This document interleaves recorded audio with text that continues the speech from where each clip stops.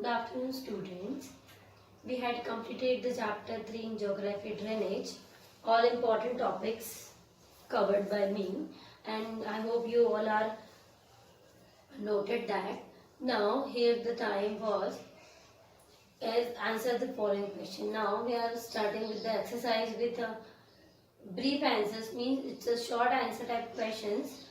First question, what is meant by the water divide? Means here we describe and write the meaning of the water divide.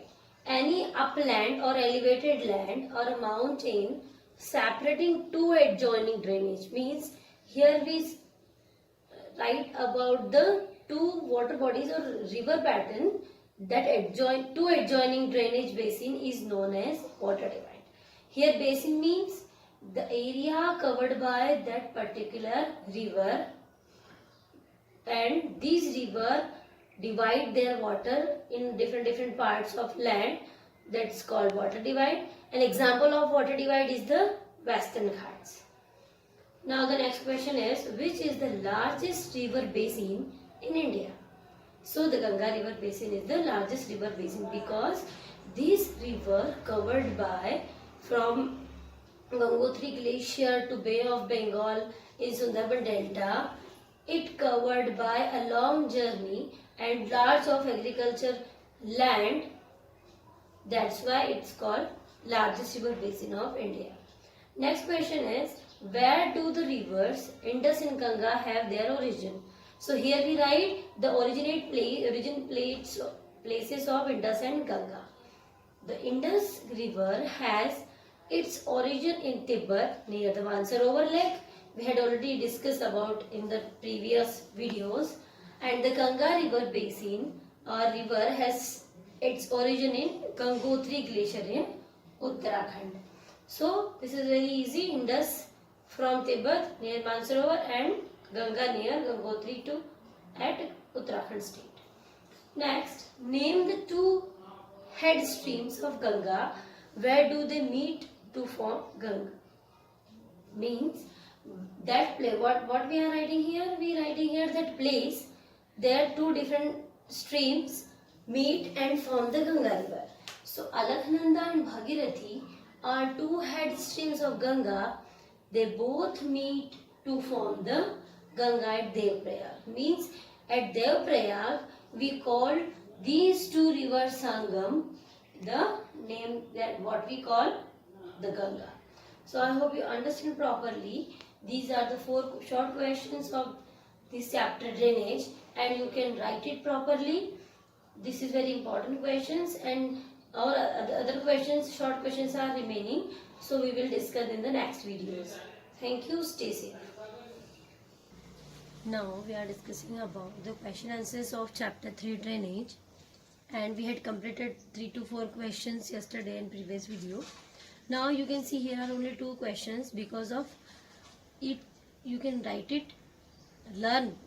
I am giving you only 2 or 3 questions, no, not more than that, because of only you can learn day by day. Don't panic to next day. You can learn it today itself. So these are the question answer, short answer type questions, and the question number 5 is here.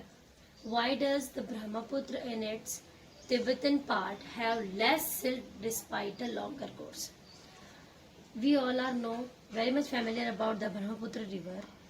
It is the river which flows parallel to the Himalaya and enters with Arunachal Pradesh in the India. But when it enters, it has very little water. That's why it not carry a more silt with him. That's why this part have less silt. So this is the reason of this answer. So you can write the Brahmaputra river, which is known as Sangpo in Tibet, means the Brahmaputra river called in Tibet Sangpo, and it receives very little volume of water in Tibet. So it carries little silt there. When it enters, but once it enters India, Brahmaputra it fed by heavy rains in the northeast areas. We already know about these Cherrapunji and Mausin Ram areas having receive heavy rainfalls. So when it enters in India, it fed by heavy rains and it carries a lot of water and silt for the whole agriculture areas. So this is the reason. Next question, which two peninsular rivers flow through Trough? Trough means which two peninsular rivers having a depth, means those rivers who flows with the trough. So trough means the two peninsular rivers are Narmada and Tapi. They form estuaries while entering the sea. Means you had already familiar about the delta and estuaries. So estuaries forming these two peninsular rivers, and estuaries what?